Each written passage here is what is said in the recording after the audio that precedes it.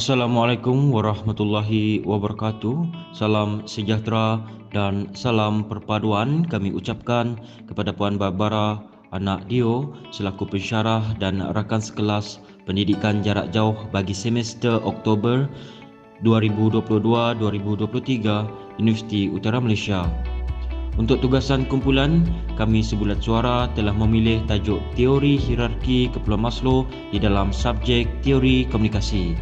Kumpulan kami terdiri dari saya, Wan Rabani bin Waribahan, Puan Maslia Jong dan Encik Muhammad Rizman bin Bujang. Bagi memulakan sesi pembentangan, saya akan membentangkan bermula dari pengenalan. Sebelum itu, ingin kami jelaskan secara ringkas berkenaan dengan teori hierarki keperluan Maslow, iaitu terbahagi kepada keperluan mengikut piramid seperti keperluan fisiologikal, keperluan keselamatan, keperluan afiliasi, keperluan harga diri dan keperluan kepada pencapaian kendiri. Hierarki keperluan Maslow pertama kalinya diadaptasi dalam sebuah karya yang bertajuk A Theory of Human Motivation pada tahun 1943. Setelah itu, dia mengkaji semula dan menjilidkan teori ini dalam sebuah buku pada tahun 1954 yang berjudul Motivasi dan Personality. Keperluan pertama adalah fisiologi. Keperluan ini berada di tahap terendah dalam hierarki keperluan Maslow. Ia dianggap paling penting yang diperlukan oleh individu untuk meneruskan hidup. Ini termasuklah keperluan bagi pelindungan, air serta makanan, masa untuk berehat dan juga tahap kesihatan yang baik. Tahap kedua hierarki keperluan Maslow pula terdiri daripada keperluan keselamatan atau yang berkaitan dengan keperluan seseorang untuk berasa selamat dan terjamin dalam kehidupan serta persekitaran mereka. Di tahap yang ketiga ialah keperluan kasih sayang dan kepunyaan. Manusia juga mempunyai nilai sosial yang menambahkan pergaulan dengan orang lain. Seterusnya, keperluan penghargaan berada di tahap keempat hierarki keperluan Maslow. Keperluan penghargaan ini bersangkut dengan keperluan seseorang untuk mendapat status rasa dihormati dan pengiktirafan diri. Maslow juga turut membahagikan keperluan penghargaan pada dua bahagian, iaitu keperluan untuk dihormati daripada diri sendiri dan dihormati daripada orang lain. Tahap terakhir hierarki keperluan Maslow dan dianggap tahap yang moden adalah keperluan aktualisasi diri. Penyempurnaan kendiri berkaitan dengan kesedaran potensi penuh individu. Pada tahap ini, seseorang individu itu berusaha selagi boleh untuk menjadi antara yang terbaik. Konsep teori hierarki keperluan Maslow merupakan konsep komunikasi pemindahan makna atau penyampaian maklumat dari pihak pengantar ke pihak penerima. Komunikasi ini boleh berlaku secara lisan atau bukan lisan. Konsep komunikasi ini diguna pakai dalam pejabat untuk menyampaikan sesuatu arahan atau tugasan secara lisan atau bersemuka.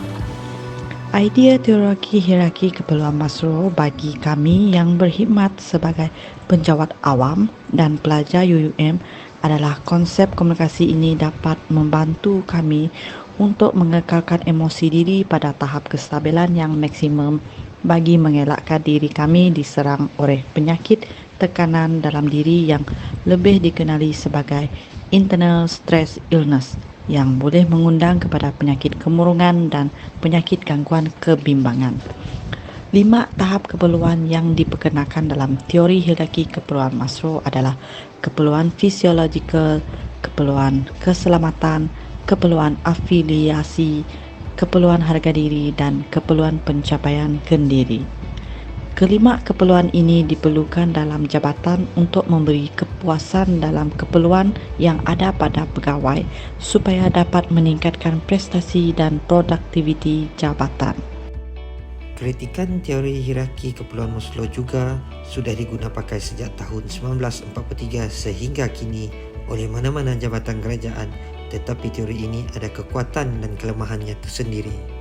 Salah satu kekuatan teori keperluan fisiologi adalah di mana seseorang individu dapat memberi kepuasan kepada individu lain tanpa merasa letih kerana pihak atasan mengambil perhatian dan memberi masa untuk merehatkan diri supaya individu tersebut dapat menyimpan dan menggunakan tenaga sebaiknya.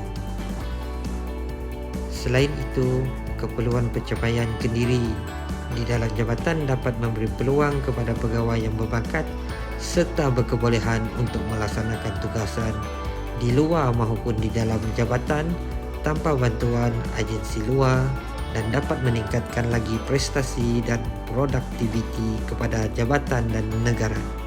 Kelemahan yang ada di dalam jabatan dapat dikaitkan dengan keperluan afiliasi, menyimpan perasaan benci atau dengki serta menyebabkan keburukan, menyebabkan hubungan mereka renggang dan tiada pergaulan di antara satu sama lain. Teori ini tidak dapat dipenuhi jika tugasan jabatan sentiasa diragui serta kehilangan keyakinan diri, dan ini boleh menyebabkan prestasi jabatan menurun dan boleh mempengaruhi nama baik jabatan. Secara kesimpulan, apabila sesuatu keperluan yang telah dicapai, maka keperluan seterusnya adalah menjadi keutamaan. Keperluan fisiologi adalah keperluan asas yang juga merangkumi jasmani dan rohani bagi menjaga hubungan sesama manusia.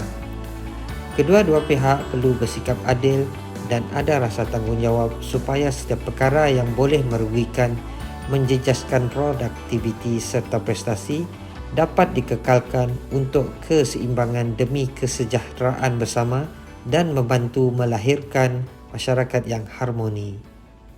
Sekian, terima kasih.